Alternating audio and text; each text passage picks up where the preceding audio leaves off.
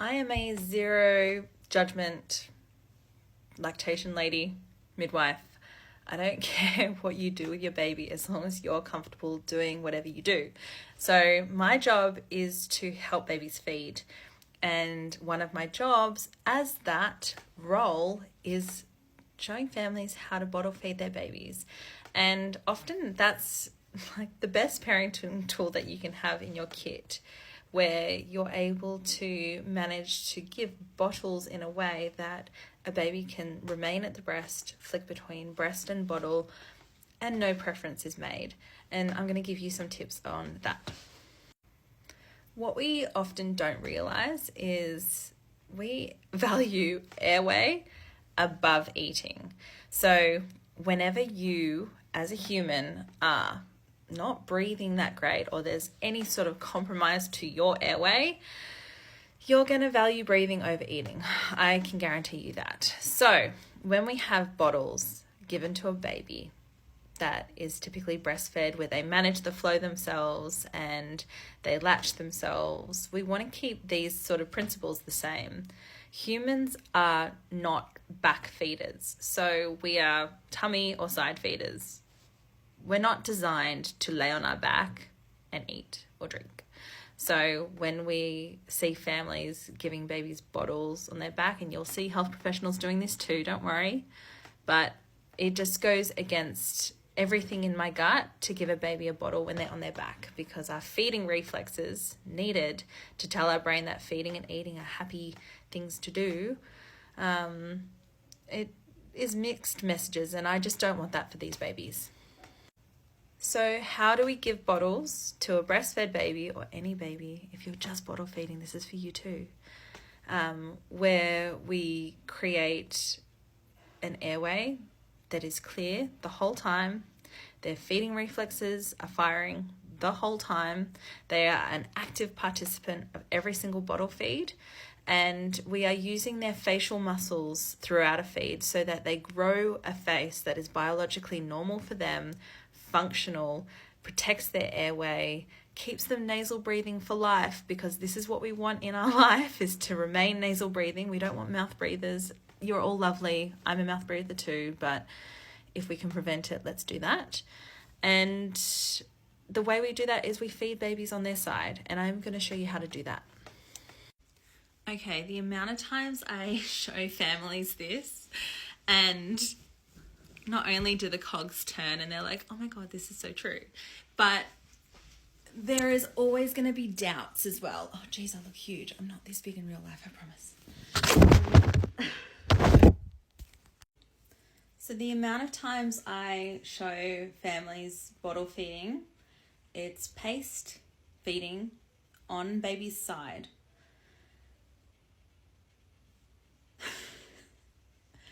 The amount of times I'll show families how to bottle feed a breastfed baby, explain the principles.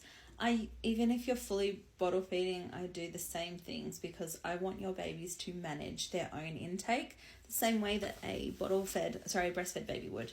You get comfy on the couch, you have a pillow, any pillow, it doesn't matter what one it is. I find the normal bed pillow that's a bit wider is easier. You're going to sit your baby on your tummy and off to the side, so that they are on their side. If they're at the breast, they tend to be on their side or on their tummy. And then if they're bottle feeding, same principle applies. When we are feeding our babies in a breastfeeding position as well, we want them to have a lovely tilt of their heads, so that, let's put baby on their side, a lovely sniffing position. Airway is clear, okay? These are just the principles of feeding, whether it's bottle, breast, positioning at the breast, anything like that. We just want to have airway in our mind. Is their airway easy and effortless? If it's easy and effortless, babies are going to feed better. Pop them on their side. I've got a bottle here. It's not a real bottle. It's a fake bottle. I don't know if you realize that, but it's a crocheted bottle. And I like the tapered long teats that you can see there. Any long and narrow teat is closest to a breastfed baby and a nipple. So whatever you see in marketing for bottles in the shops, if it says closer to nature, it's probably further away from it. If it looks like a boob, it's further away from what a nipple looks like. So long and narrow is key. And if you have a narrow bottle, you're more likely to do this technique. So what you're going to do is you're going to encourage your baby to open their mouth by teasing that bottle down. And then you're going to encourage your baby to go onto the bottle themselves. Don't grab them, but I have to do this with this baby. So we're wanting the bottle to be on the side. Milk is horizontal in it. So this is the setup I have here. This is my baby. This is my tummy. She's sat down on here. He or she or them, they, I don't mind.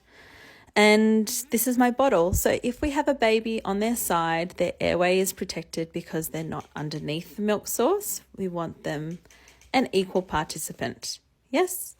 When we are feeding at the breast or the bottle, doesn't matter which one, we want a lovely extended sniffing position. I'm not going to physically do that to a baby. This baby needs to have that done. But we want nose up in the air, exaggerated sniffing position, and we're encouraging that baby to latch themselves onto a bottle. We are not shoving a bottle in their mouth and making them regret that they even opened their mouth. We want everything to be equal participation. Once that baby is latched onto the bottle, we're going to be keeping the bottle horizontal in our hand. I am not going to be holding this bottle tightly, wedging it in, making sure that the baby's having a certain amount focused on mils in that bottle.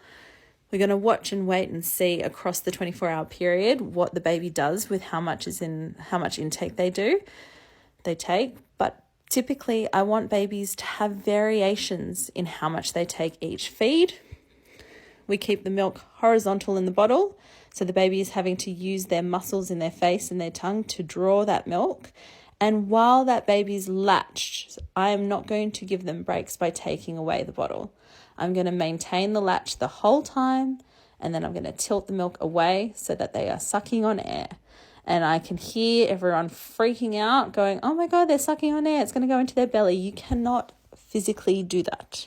So I want you to practice sucking air in your mouth right now. You cannot swallow it. If you can, you're crazy. I'm not going to do that.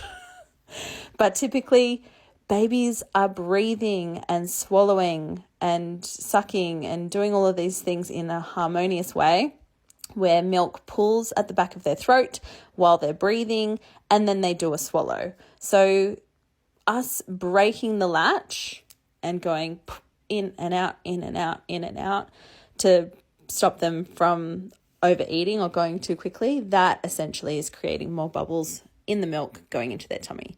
So that is my top tip for that.